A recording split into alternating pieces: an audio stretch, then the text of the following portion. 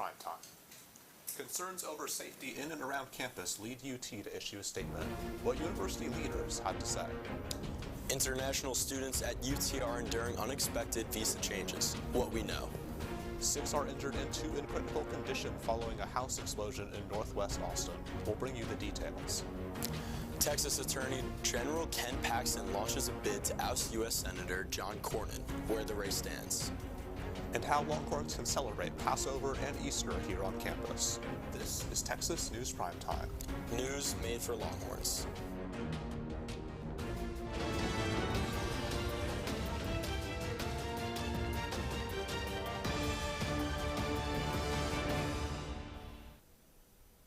Good evening. For Monday, April 14th, I'm Joseph Sweeney. And I'm James Griffin. Thank you for joining us tonight. This week, Texas Student Television is live 24 hours a day for 7 days for our Support Student Voices campaign. There will be no commercial breaks tonight, so you can get a behind-the-scenes look at what goes on during a typical commercial break here at Texas News Primetime. TSTV hopes to raise money to help support our station's efforts in giving students a place to learn and grow in the television industry. You can donate anytime during our show through the link in our Instagram bio or head to supportstudentvoices.org. Any amount is greatly appreciated, and we thank you for choosing to support Student Voices. An investigation is underway after a second dead body was reported on UT's campus Thursday. A university spokesman said foul play was not involved and there is no threat to the university community. The body was located along Dean Keaton across from the Student Services building, and UTPD initially responded to a medical emergency, according to KView. Another death was reported in the Parent Castaneda Library on April 5th, which also had no signs of foul play. Both investigations are ongoing. There have been several complaints regarding an assaulter near campus. The 22-year-old Ayman Labidi, known by students as Helmet Guy, has been arrested multiple times for assaulting pedestrians in West Campus, all while wearing a black suit and white motorcycle helmet. Just last week, he was arrested 3 times after continuous releases and is now being held in Travis County Jail.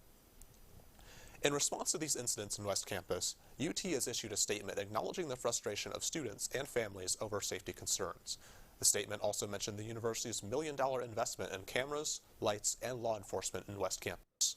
Interim University President Jim Davis has spoken with the City of Austin mayor and a judge to address student concerns.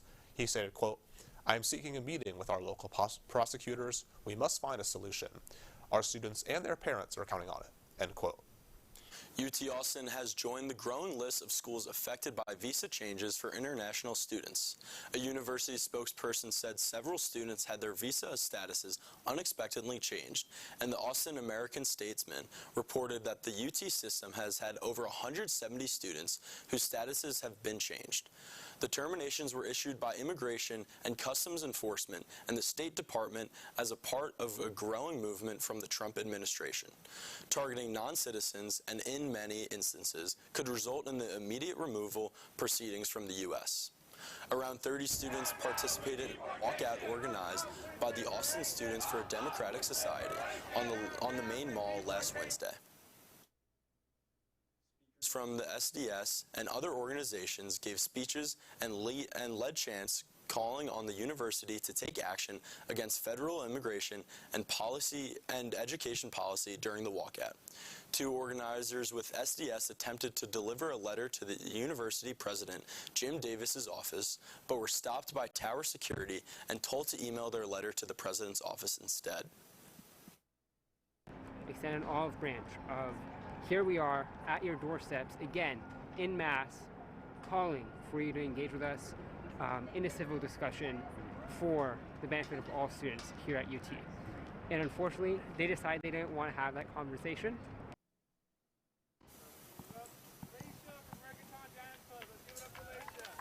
Organizers told TSTV News that SDS does plan to take further action, but that they are not sure what that looks like at this time. According to ESPN, former Texas wide receiver and NFL draft prospect Isaiah Bond turned himself in for an outstanding sexual assault warrant Thursday morning. Bond was released from jail after posting bail at $25,000. Bond posted a statement to his Instagram calling the accusation, quote, patently false, end quote. Bond has been projected by analysts to go in the second round. In his 1 year as Longhorn, Bond went for 540 yards and 5 touchdowns. We will have to wait until the NFL draft on April 24th through the 26th to see if this plays out. The rest of the details on the arrest are still developing. 6 were injured in northwest Austin after a 2-story building exploded yesterday morning. The Austin Fire Department confirmed at least 23 other houses were damaged in the incident. 2 individuals were inside the house during the explosion. One was confirmed to be in critical condition while the other stable. The Travis County Fire Marshal is currently leading an investigation to determine the cause of this incident, but does not believe this will lead to any criminal charges. As Austin is gearing up for another scorching summer, the city has passed a law that could help residents stay cool. The law requires all apartments and homes to have an air conditioning unit.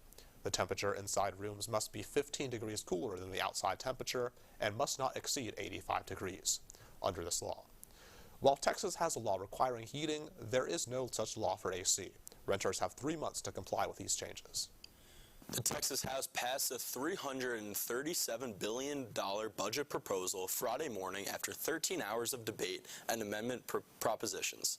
The proposal largely aligns with the Senate's budget proposal, prioritizing property tax cuts, teacher pay, and border initiatives. According to the Texas Tribune, the budget diverges from the Senate's proposal, mainly by eliminating funding for the Texas Lottery Commission, among other changes. The budget was approved in the House in a 118-26 vote and now awaits approval or amendment by the Senate. Texas Lieutenant Governor Dan Patrick announced his intentions to run for a 4th term as the state's second in command. Patrick said the announcement will be formalized after the legislative session, but that his priority is to finish out the remaining 7 weeks before launching a full campaign. The position is extraordinarily powerful in Texas state politics, effectively controlling the success of legislation as the head of the state Senate, which Patrick has been known to rule with an iron fist. Texas Attorney General Ken Paxton officially launched his campaign for the U.S. Senate last week in a long-expected challenge to incumbent Senator John Cornyn, who is running for his 5th term in 2026.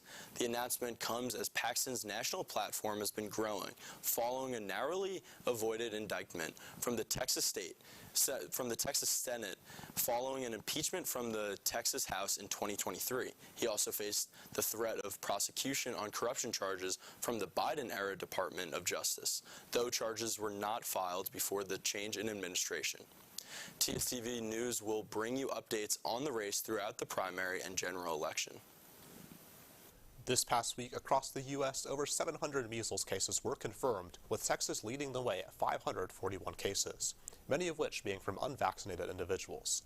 Despite growing numbers in New Mexico, Indiana, Kansas, Ohio, and Oklahoma, Secretary of Health Robert F. Kennedy Jr. claimed that measles cases have been plateauing across the country, saying, quote, "What we're doing here in the United States is a model for the rest of the world," end quote. A helicopter crashed into the Hudson River last Thursday, leaving a total of 6 individuals dead. This included the pilot of the helicopter and a family of 5 visiting from Spain. The flight took off at 3 p.m. and was in the air for a total of 18 minutes before appearing to fall straight out of the sky into the river. The helicopter passed inspections on March 1st and had flown 7 other flights that day before the accident. The cause of the crash is not officially confirmed, but officials expect it was due to complex mechanical failures. President Donald Trump rolled back on previous tariff towards China earlier this morning. Smartphones and computers, which were initially exempted from the tariff, are reportedly now being rolled into a separate tariff, which will likely go into effect this week. The tariffs are a part of an ongoing trade war where Trump aims to lower the trade deficit between the U.S. and China. However, the ever-changing nature of the U.S.'s tariffs on other countries has created dips in the stock market, making economists worried about the possibility of a recession later this year. The Trump administration released a tariff exemption on Friday that applies to smartphones, computers, semiconductors, and other electronics. It also applies to flash drives, routers, and modems. These technologies are not primarily produced in the United States. As a result, this exemption will primarily affect imported goods from China, but still applies to all other countries involved in the production of these items. This change follows the 20% tariff enacted on Chinese goods earlier this year. Over 200 people died after the roof of a nightclub collapsed in the Dominican Republic early Tuesday morning. The popular Jet Set nightclub was hosting a Murricane concert where the roof collapsed, leaving over 200 injured and 231 dead. Among those who died includes the iconic singer Ruby Perez, who had been performing at the time of the incident. Others include two former Major League Baseball players, the governor of the northwestern province of Monte Cristi. Causes for the incident are unclear. Notable figures have paid their respects, including New York Mayor Eric Adams and celebrities Cardi B and Prince Royce. When we come back, we'll see what Texas football is planning to do to replace the spring football game tradition. And it's been warming up here in Austin. We'll bring you updates on this week's weather. Primetime will be right back.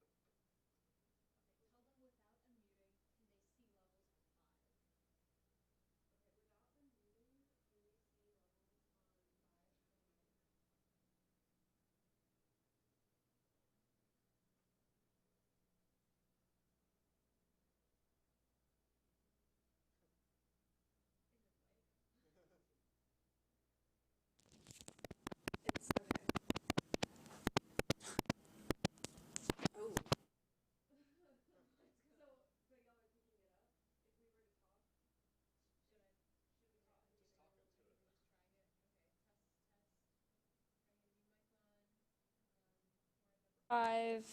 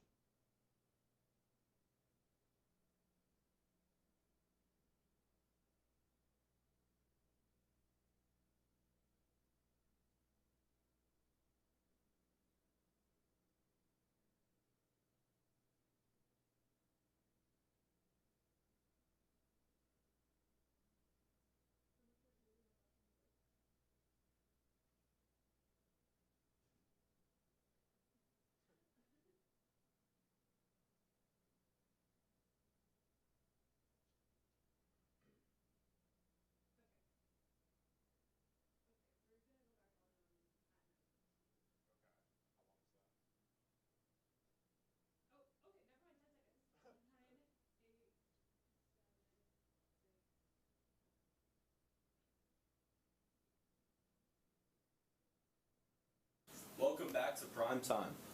As you may know, UT has gotten rid of its spring game tradition, but they have just announced their plans for its replacement. Fan Day. On April 26th, fans will be able to take part in numerous activities with free admission. The day will start with a fire sale at the team shop leading into a game day street fest. Afterwards, fans will get the opportunity to have an on-field experience at DKR. Around noon, attendees will be able to get players' autographs and photo ops. It will be interesting to see how fans react to the replacement of the spring game. The Moody College of Communication has appointed Dr. Matthew Easton as the new director of the Stan Richards School of Advertising and Public Relations. Dr. Easton has served as a professor and associate professor of advertising and public relations at UT since 2007 in the undergraduate and the graduate programs. He will officially step into the new role on August 16th. The Moody College of Communication has announced a new institute dedicated to the video game industry. The Karch Gaming Institute, funded by a $5 million gift from Matt Karch, CEO of game developer Saber Interactive, will provide hands-on classes meant to prepare students for success as game developers. The first 2 courses will be offered this fall for any UT student to enroll. They also hope to create a minor focusing on the business and production side of digital games. The holidays of Easter and Passover are taking place this week. Students can celebrate in a variety of ways in and around campus. Texas Hillel is celebrating with Passover lunches every day this week through Friday.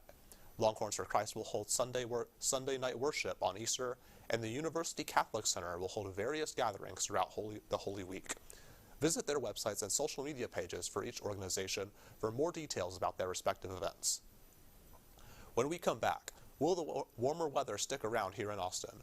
Weather is up next. And a career Grand Slam for golf is secured after this player's Masters win. PrimeTime will be right back.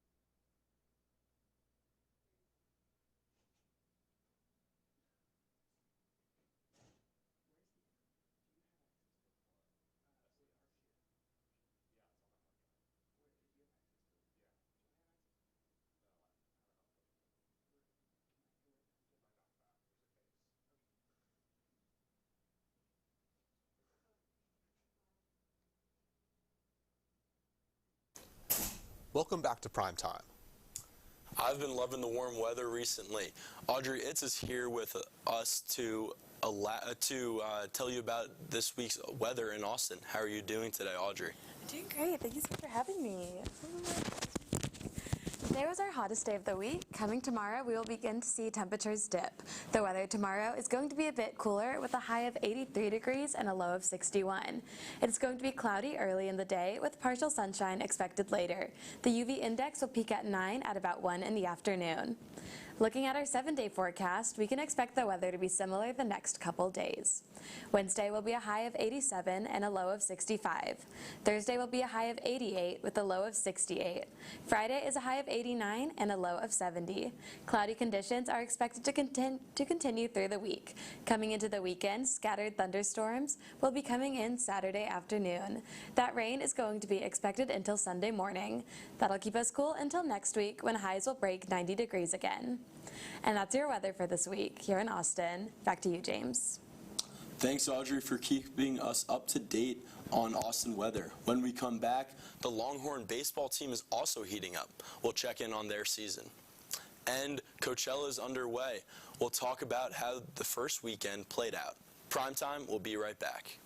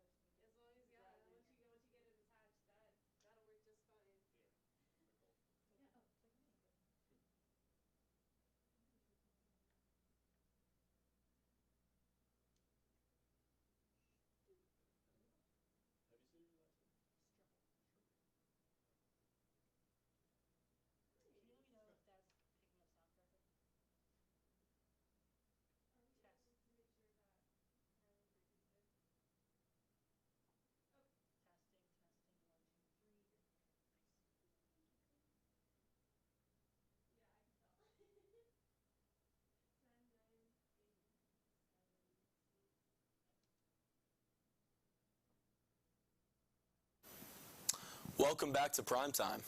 The WNBA draft is happening as we speak. Tyler Strimple has the latest for Press Box on Primetime. How are you doing today, Tyler? I'm doing great. Happy to be back on Primetime. Always a fun time. Happy to be talking about what's been a pretty interesting week in sports. Well, we're in a bit of a dry spell in Texas sports with men's and women's basketball season being over and no football or volleyball. So what's going on with Texas baseball and Texas softball? So glad you asked. It's an exciting time for Texas baseball and softball. First, we're going to hit baseball.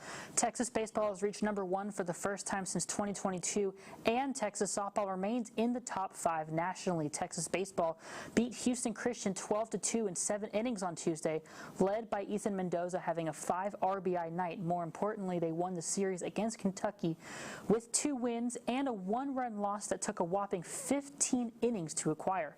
Ethan Mendoza had a 4 RBI effort in the first game to propel Texas to a 6-3 win. Texas pitching held strong for 6 innings after Kentucky scored the tying run in the 9th on Saturday until Kentucky scored the winning run in the 15th inning, which led Texas to lose 5-4, and Texas recovered in the rubber match yesterday, winning 5-4 thanks to the go-ahead double by Kimball Schuessler in the 8th to win 5-4. Texas rose to the #1 ranking in the nation for the first time since 2022 this morning as a result. Going into softball, after beating Texas State 10-1 in a 5-inning run rule, Texas lost the series to #5 ranked Tennessee 2-1. After beating the Vols 3-0 in the first game, Texas fell 3-1 and then 4-1.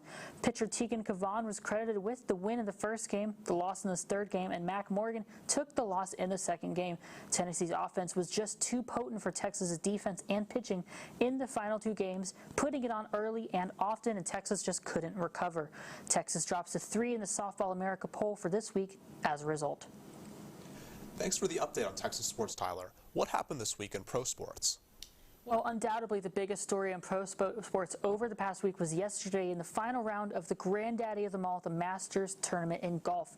Along with the U.S. Open, the British Open, and the PGA Championship, the Masters is one of 4 tournaments needed to achieve what's called the Grand Slam of golf, and only 5 golfers in history had ever completed the feat. For 11 years, Rory McIlroy of Northern Ireland was 1 Masters tournament away from being the 6th golfer to ever do it. He'd been as close as 2nd place in 2022. But that Masters championship seemed to always elude him. But then, in a nail-biting final round that saw him going to a playoff with Justin Rose on the 18th hole, after Justin Rose missed a putt for birdie, it was McIlroy with a 2-foot putt between him and a Grand Slam. And I'll let you listen to the moment.